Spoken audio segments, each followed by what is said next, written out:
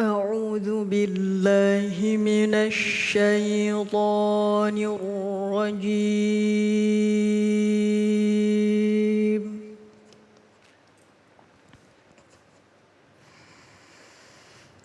بسم الله الرحمن الرحيم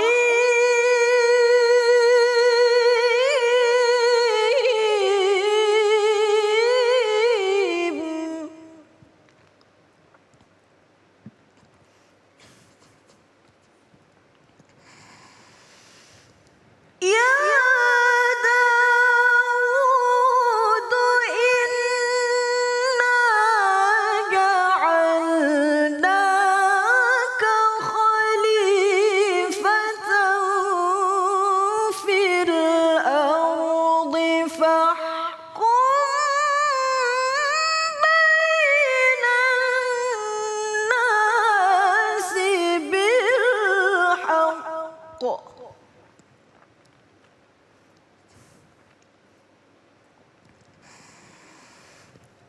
فاحكم بين الناس بالحق ولا تتبع الهوى فيضلك عن سبيل الله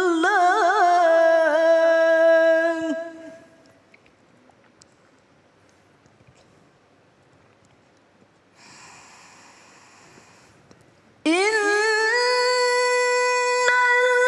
الذين يضلون عن سبيل الله لهم عذاب شديد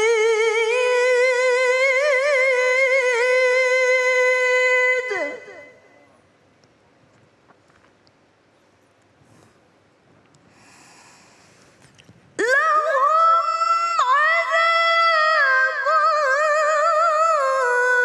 شديد بما نسوا يوم الحساب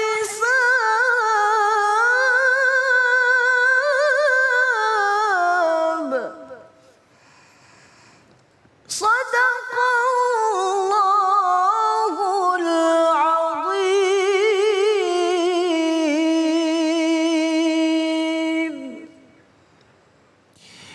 Maha benar Allah dengan segala firman-Nya. Kembali lagi di Cahaya Hati Indonesia Ramadan, dan alhamdulillahirabbil alamin saat ini kita sudah bersama guru kita yang dimuliakan oleh Allah Subhanahu wa taala, Abi Amir Faisal. Assalamualaikum Abi. Waalaikumsalam. Masya Allah, sehat Abi ya. Ya, senang Masya banget. Allah. Bang Ali selalu segar. Masya Allah. Baik Abi, ini kita masih ngebahas tentang nafsu. Nah sekarang nih Abi, bagaimana ketika diri kita dikuasai oleh hawa nafsu? Silakan Abi. Bismillahirrahmanirrahim. Assalamualaikum warahmatullahi wabarakatuh. Waalaikumsalam warahmatullahi wabarakatuh. Alhamdulillah wassalatu wassalamu ala Rasulillah wa ala alihi wa sahbihi wa mawala. Saudaraku rahimakumullah, pemirsa Cahaya Hati dimanapun Anda berada. Hidup ini harus ada persaingan. Wa fi dzalika falyatanafasil mutanafisun. Kata Allah, dalam mencapai suatu tujuan kita harus bersaing. Untuk mencapai surga harus bersaing. Yang membuat kita bersaing adanya nafsu. Karenanya Allah Subhanahu wa taala membekali nafsu dalam diri setiap manusia. Tanpa nafsu hidup ini akan dingin. Hidup ini akan loyo. Tidak ada persaingan. Allah Subhanahu wa taala berfirman, fastabiqul khairat, berlombalah dalam kebaikan. Itu semua membangkitkan nafsu untuk supaya kita bersaing, merebut kebaikan-kebaikan yang Allah sediakan. Allah membuka di depan kita pilihan-pilihan. Menikah atau tidak menikah. Yang ini dosa, yang ini halal. yang ini haram, yang ini baik. Ini pilihan-pilihan. Nah, orang yang mengarahkan nafsunya kepada kebaikan, maka dia akan berbuat baik. Fastabiqul khairat, berlombalah dalam kebaikan. Tapi orang yang mengarahkan nafsunya kepada keburukan, maka dia akan berlomba dalam kemaksiatan, berlomba dalam berbuat dosa. Jadi nafsu ini memang harus ada, setiap orang pasti punya. Namun yang Allah ajarkan kepada kita adalah bagaimana kita mengarahkan nafsu ini. Salah satu cara Allah menunjukkan bahwa kita berhasil membimbing nafsu adalah ibadah puasa. Ibadah puasa adalah cara terbaik bagaimana kita membuktikan bahwa kita berhasil membimbing nafsu. Nafsu bukan dihancurkan. Nafsu bukan dilawan. Nafsu diarahkan. Karena kalau nafsu tidak diarahkan, nanti yang akan mengarahkan adalah setan. Nah, kalau seseorang sudah dibimbing oleh nafsunya, lalu setan yang berkuasa, maka dia akan terjatuh dalam dosa-dosa. Dia akan mudah mabok. Dia akan mudah berzina. Padahal istri ada. Dia akan mudah melakukan kebohongan-kebohongan. Padahal ada jalan yang halal. Mengapa harus berbohong? Dia akan berani korupsi. Padahal banyak peluang-peluang kerja yang halal. Dia akan makan riba. Padahal Allah buka kesempatan-kesempatan yang halal. Jadi ketika seseorang tidak mengarahkan nafsunya, maka dia akan mudah jatuh dalam kemaksiatan dosa-dosa. Misalnya di Ramadan seperti ini. Banyak orang sudah dikendalikan nafsunya dengan puasa. Sejak fajar sampai maghrib dia sudah tidak makan, tidak minum, tidak melakukan hubungan suami istri. Seharusnya dia ini berkata bahwa aku sudah berhasil dong mengendalikan nafsuku. Berarti aku lebih berhasil untuk menjauhi yang haram. Karena apa? Karena dari yang halal saja aku kendalikan. Makan halal, minum halal, bersama istri halal. Aku kendalikan sekarang. Berarti aku bisa. Makanya gak pantas aku jatuh dalam yang haram. Nah, ketika seseorang dipimpin nafsunya, dia akan berani melakukan apa saja. Dia akan berani makan yang haram. Dia akan berani berbohong. Dia akan berani menipu. Makanya kata Nabi apa? Man lam yada qawla zur wal amal bihi falaysa lillahi haja fi ayyada'a ta'amahu wa syaraba. Kalau seseorang sudah tidak mampu mengendalikan nafsunya, masih berbohong, masih menipu di pasar, masih melakukan maksiat, memandang yang Allah haramkan, kata Allah, Allah tidak butuh puasanya. Mengapa? Karena tujuan puasa itu mengendalikan nafsu. Tapi kenapa kok masih dia berusaha dibimbing oleh nafsunya, berusaha mengikuti hawa nafsunya dan sebagainya. Nah, orang-orang seperti ini, maka dia tidak akan pernah berhasil membimbing hawa nafsunya. Perhatikan apa kata Allah Subhanahu wa taala. A'udzu billahi minasyaitonir rajim. Bismillahirrahmanirrahim. فأما من طغى وآثر الحياة الدنيا فإن الجحيم هي المأوى وأما من خاف مقام ربه ونهى النفس عن الهوى فإن الجنة هي المأوى وأما من خاف مقام ربه ونهى النفس عن الهوى ونهى النفس عن الهوى فإن الجنة هي المأوى. Apa kata Allah?